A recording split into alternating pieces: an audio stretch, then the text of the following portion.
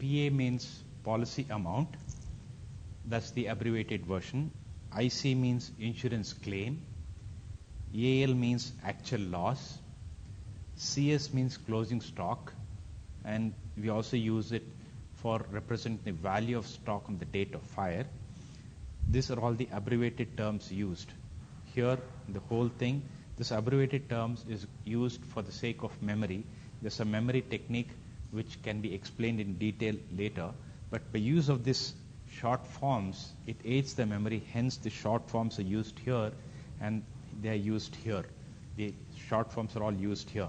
Now coming back to step 5, ascertainment of claim. Ascertainment of claim, we have got 3 possible things that can happen. If the policy amount is equal to the closing stock, that is the value of stock on date of fire, then the stocks are said to be properly insured. That is, there is no loss either to the insurer or to the insured. If the policy amount is greater than the closing stock, then the stocks are said to be over-insured. In this case, the insured, that's the company which is taking up the insurance policy, will be under loss because it is paying a premium for a stock which it does not have. So unnecessarily it's paying on a policy amount which is higher than the usual stocks, so it's paying premium at a higher value. The insured is under a loss. When these 2 possibilities are there, that is when stocks are properly insured or when stocks are over-insured, the insurance claim will be the actual loss. Whatever is the actual loss will be the insurance claim. Third possibility is if the policy amount is lesser than the closing stock. At times, the person who is going to insure, the insured, will feel that why should I unnecessarily pay premium? So let me insure for a lower value. So even though the closing stock is of a higher value, he'll take a policy for a lower amount. In case of loss of stock, he'll try to claim the whole loss. So by trying to pay a small premium, he wants to claim the entire loss. In that case, where the policy amount is lower than the stock value, then the stocks are said to be underinsured. Whenever there's an underinsurance, the insurance company is at loss because the premium that's received is based on the policy amount. So policy amount is lower, premium is lower. So the insurance company is under loss. To discourage this sort of underinsurance, what the insurance companies do is they come out with a clause called average clause. So whatever is the loss which they are going to reimburse, which they are going to pay to the insured, will be proportionate to the policy amount. There again, there are 2 possibilities. If the entire stock is lost, then insurance claim will be the policy amount. Because whatever is the policy amount taken, that has been lost and that will be the claim amount. If partial stocks are lost, in that case what's going to happen is the average clause is not applied or average clause is applied. There are 2 things that can happen. If the average clause is not applied, that means insurance company is not insisting on average clause, then insurance claim will be the policy amount. If average clause is applied, then insurance claim will have to follow a particular formula, policy amount into actual loss divided by closing stock. Closing stock is the value of stock on date of fire. So these values could be sometimes given in the problem directly, sometimes they will not be given in the problem. We'll have to arrive at this by our calculations. Sometimes the problem is silent about the policy amount. If the problem is silent, if the problem does not mention anything in the problem about the policy amount, insurance claim will be the actual loss. With these pages, please, these notes, what is given in page 1, what we discussed over here, is not important for your examination point of view. You need not copy this. This is for your understanding, basic conceptual understanding. If you have understood, it's fine. There's no necessity to copy this. The second page, that is page number 2, this one again is for your understanding. If it's not copied, don't worry. You need not copy this. This again for your understanding.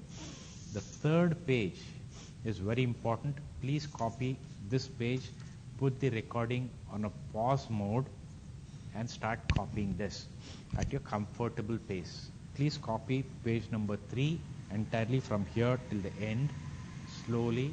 Try to copy it as neatly as possible. Also, please, I suggest that use color pens like how I have used.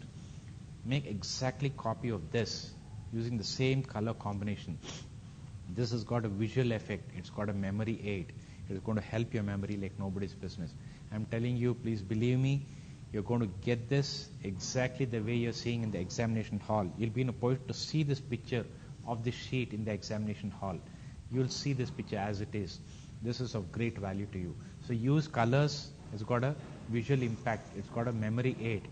So copy this page number 3 from top to bottom up to the last line. Then go on to page number 4. This is also very important. This is the procedural steps. Follow everything over here. You have to follow this in the same procedure. You cannot do step 4 first and then go to step 3 or 2. You'll have to come in this order. So step 1, after you complete step 1, because this closing figure will have to come to step 2. This closing figure, gross profit ratio, will be taken here for step 3. Then gross profit ratio and sales, what you arrive at, you are going to use it for finding out closing stock. From closing stock, you're going to arrive at closing stock here. And then with all these numbers added up or deducted, you'll get actual loss. Based on actual loss, then you're going to apply the formula. Here, you got actual loss. Based on actual loss, you're going to apply these formula wherever there's actual loss to be used. Then you're going to find out the insurance claim. So then come to page number 5 and please copy step 5, claims part of it as it is till the end. After you have done this, you can continue seeing the recording. Now we'll go on to the problems. You can see how the problems are solved using these techniques, using these steps. So I'll just put this first page 1 and 2 aside. I'm going to keep page 3, 4 and 5.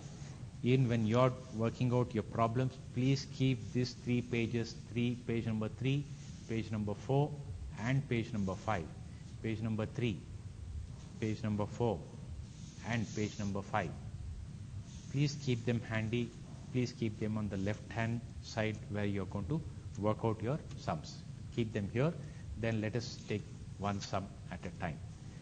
Let us see how we can solve this sum using these techniques, using these values, steps given in the sum. Now question 1. Question 1 says, let us read the problem. Question 1 says, calculate, this is a 2 marks question, a section question which was asked in June 2010. Calculate the amount of fire claim by applying average clause. Average clause is applied. It's very important. By applying average clause from the following. Loss of stock by fire, 1,50,000 rupees. Amount of policy, we have been using the term policy amount. Amount of policy and policy amount are the same, 1,30,000 rupees. Total value of stock, 1,71,000 rupees. This is what is being given, and we are asked to find out the insurance claim, fire claim, by applying average clause.